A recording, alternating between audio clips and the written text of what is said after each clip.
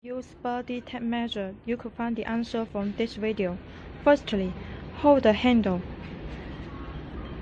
and pull out the tape and make the tape around your waist. Secondly, put the cylinder into the snag and lock it. Thirdly, read the scale.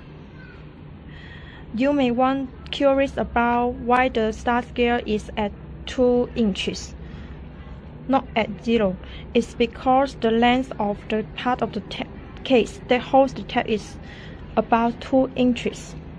Last but not least, unlock the cylinder and press the button on the center of the case.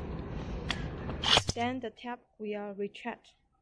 This tape measure could use to measure the arm and other parts of the body too.